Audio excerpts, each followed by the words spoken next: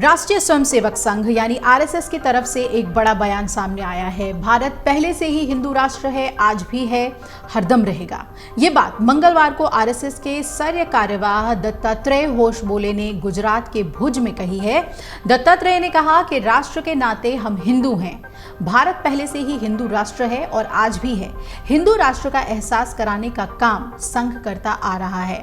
RSS की अखिल भारतीय कार्यकारी मंडल की बैठक 5 नवंबर से गुजरात के भुज में चल रही थी।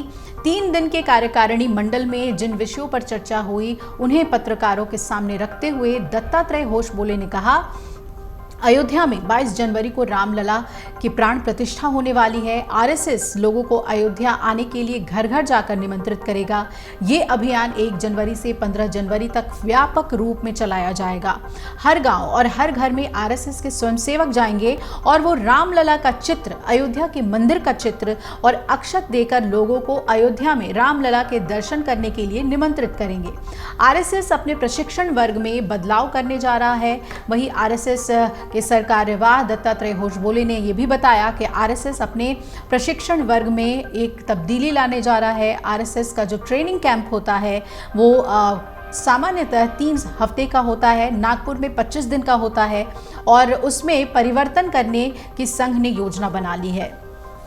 स्वयंसेवक 15 से 20 दिन कैंप में रहते हैं। अब उन्हें प्रैक्टिकल ट्रेनिंग देने के लिए सेवा प्रकल्पों में ले जाया जाएगा। आरएसएस के सर कार्यवाह दत्तात्रेय होसबोले ने आगे ये भी कहा कि किसी भी प्रकार के भेदभाव को भूलकर राष्ट्र सर्वोपरि यानी नेशन फर्स्ट होना चाहिए। अब क्या है, दक्षिण भारत अलग और उत्तर भारत अलग है। कुछ लोग दक्षिण भारत को अलग करने की साजिश बना रहे हैं। कटिंग द साउथ, इस प्रकार का पॉलिटिकल और इंटेलेक्चुअल फील्ड के लोगों ने प्रयत्न किया है।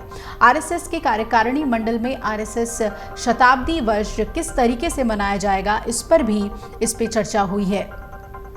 आगे होसबोले ने बताया कि आरएसएस शताब्दी वर्ष के संबंध में 5 आयामों यानी सामाजिक समरसता, परिवार प्रबोधन, पर्यावरण की रक्षा, स्वदेशी जीवन शैली और नागरिक कर्तव्य पर विशेष कार्य करेगा। सुप्रीम कोर्ट ने हाल ही में एक मामले में आरएसएस के पक्ष में भी बात कही थी। सुप्रीम कोर्ट ने तमिलनाडु सरकार को राष्ट्रीय स्वयंसेवक संघ को 19 या 26 नवंबर को पथ संचलन आयोजन करने की अनुमति देने और 15 नवंबर तक संगठन को अपने फैसले से अवगत कराने का निर्देश दिया।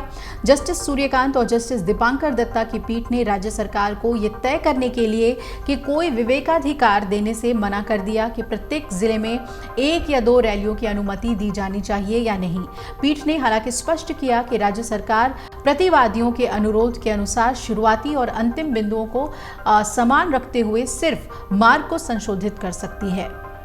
पीठ ने यह भी साफ किया था कि इस आदेश को हाईकोर्ट की एकल पीठ के समक्ष रखा जा सकता है, जिसने अपने आदेशों का पालन न करने के लिए राज्य के खिलाफ अदालत की अवमानना की कार्यवाही शुरू कर दी है।